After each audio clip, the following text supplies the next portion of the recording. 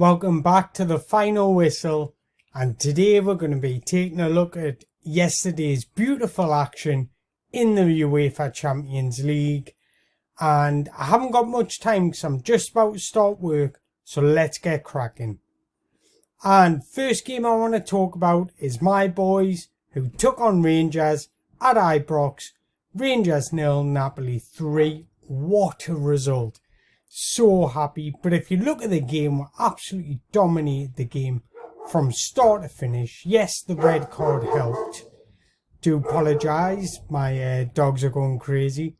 So the red card helped, of course. But if you look at the big chances created, 5 to Rangers 1. If you look, we hit the woodwork. We're inside the box. We dominated total shots, dominated possession. And one player I do want to point out is Zielinski. And I think he was tremendous on the night despite missing 2 penalties. What an absolute stud he is. And I think with Fabian Ruiz leaving, he's really taken the fall. So huge credit to him. Another game I want to touch up on is Chelsea Salzburg. So ended Chelsea 1, Salzburg 1. Chelsea did dominate the game in all areas, but they just couldn't finish. 17 shots in total, 1 goal. It's not good enough. And I said when they signed him, I said Aubameyang is not good enough. Yes, of course he's good enough. That's not the right terminology. What I mean is, for me personally, I would have went for Ivan Toney. No brainer. There you are, 40 million, Ivan Toney. Value for money. He's young, he's hungry, and he wants to get in that World Cup squad. It would have been perfect. And I think the way he plays would have been perfect for Chelsea. But going back to the game, I think the lineups, I think Graham Potter did get it all wrong with the 3-5-2 formation. I think I would have started Fofana and Koulibaly, no doubt. What I would have done is played a 3. No, that's not right. A 3-4-3, and I would have played Koulibaly, Thiago Silva, and Fofana. I would have played Cucurella. I would have played Reece James as wing backs. I would have played probably Kovacic and Jorginho. And then I would have played Havertz, Aubameyang and Sterling.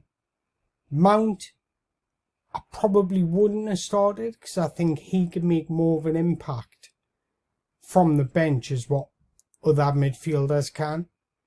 So that would have been my side. Now, look, I seen Potter out trending on Twitter last night, which just blows me mind because people are just so fickle.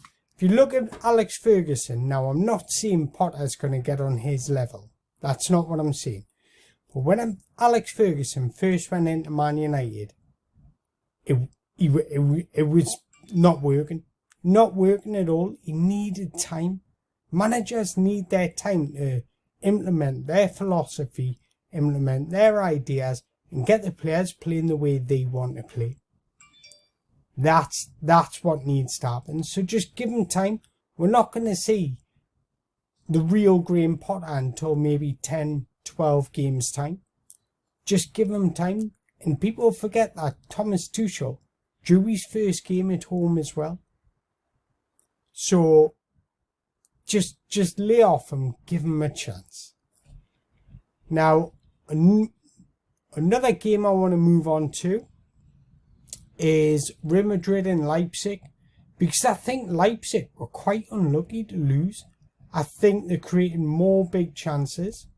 Actually, they didn't. It was 2-2. But from what I didn't watch the game from start to finish, so I've only caught up in the highlights. But it just looked like Leipzig, if they could finish their chances, were in the game. Massive credit to Timo Werner. I thought he was outstanding on the day.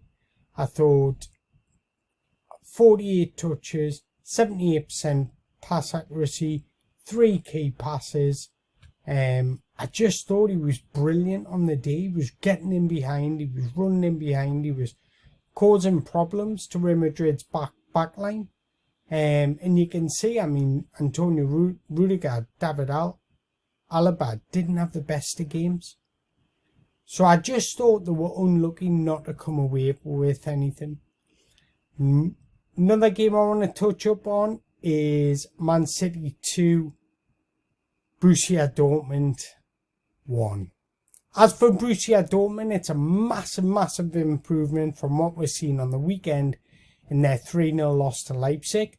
I think Jude Bellingham is absolutely phenomenal.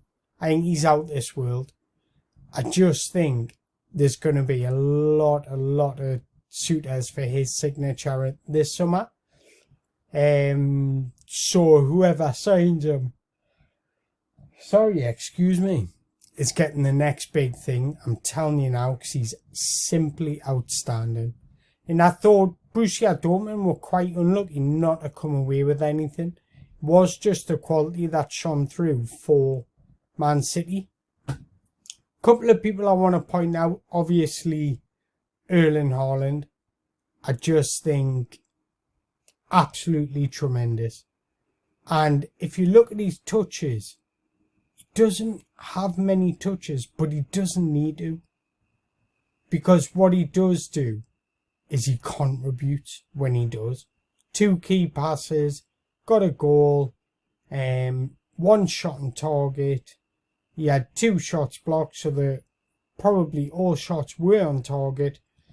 But he had 2 of them blocked, and he took his chance. When you've got players like Gundogan, Rodri, De Bruyne, Mahrez, Grealish, Foden, in and around you, you don't need many touches. You don't need to be a Harry Kane and come in here and get the ball and spray it. Don't need to do that. Another player I want to touch on, because he is disappointing us a little, is Jack Grealish. Now, I may go against the grain here, but I don't think he deserves to be in this England squad based on form. Because it was evident yesterday, when Foden came on, City were completely different. They dominated. And I mean dominated when Foden came on. He absolutely changed the game. So yeah, I think the quality just shone through for Man City. As for Dortmund, they were missing a couple of key players. Adeyemi, obviously Sebastian Haller, which I do wish him a speedy recovery. They had Schlotterbeck on their bench, who's been their best centre-half this season, I would say. So they were missing a couple of players through injury that weren't really match fit. So full credit to them on the win. Another game I want to touch up on is Juventus 1, Benfica 2. Now, as a Napoli fan, no shade on Juve at all, but I predicted this result. It was clear it was coming. Juve are abysmal at the minute. They just look miles off it. And for a few years now, they've had their policy, recruitment, restructure, all completely wrong. And unless that changes, then Juve are just going to continue in this way. Max Allegri, I want to point out on, because he does not have the players to suit his style. Now, either you get a massive overhaul on that squad, because they simply are not good enough, or he changes his style and philosophy. The definition of insanity is doing the same thing over and over again and expecting the same result. That's exactly what, and getting the same result, sorry. And that's exactly what Max Allegri is doing at the moment. And it's clear It's just not working, but he won't change it, and that's his own fault. And look, I mean, Cuadrado, pony. Kostic, pony. Moretti, pony. Vlahovic, pony. Bremer, pony. They don't have the players to suit his style. You've got to play to your player's strengths, and he's not doing it at the moment. And that's exactly moving on to this segue that Benfica are doing. A couple of players I want to touch out on because I said to watch out for them before the game. David Neves, who scored the winner, so full congratulations to him. Antonio Silva making his second ever Champions League appearance. He only got promoted to the senior squad this season, and he's taken to it like a duck on water. Absolutely fantastic player. He's only what? How old is he? 18 years old, and he doesn't look out of place playing in the Champions League. Definitely a one to watch for the future because he can really go places. So, getting back to that game. Yeah, we're Juve Benfica. I just want to highlight a couple of more players that I've had my eye on for a while. Enzo Fernandez, what an absolute star. And I'll be very, very surprised if Enzo Fernandez and Goncalo Ramos are at Benfica for the next 2 years. Because if I'm a recruitment policy, I'm looking at these two players because they're simply outstanding. Enzo Fernandez got everything. Good defensively, can score goals. Goncalo Ramos is a clinical finisher. Create chances for him and he'll score goals. Absolute stud. Absolute stud. So, one last game I've got a few minutes just to cover is Shakhtar Celtic. 1-1 on the night. I just want to talk about Shakhtar because I've been speaking about Mudryk for years upon years now, and he's simply outstanding. I can't make it any more clear how good this boy is, and somebody should go in for him in January because he's the real deal. I'm telling you now, simply outstanding. He's got everything. He's dynamite, he's flair, he's skillful, he creates chances, he's a unselfish player. He doesn't take all the glory, he likes to create for others, and that's what type of player you want in your squad. So full credit to him, absolute diamond. But Shakhtar, full credit to them because that's 4 points in the Champions League this season after 2 games. And because of the war, last season Shakhtar were quite Brazilian heavy in their squad, but because of the war, their non-Ukrainian players were allowed to leave the country, so they did offload a lot of players, and their squad now is a lot Ukrainian heavy. So full credit to them. Bringing through youth, signing youth and developing them. What more do you want from a club?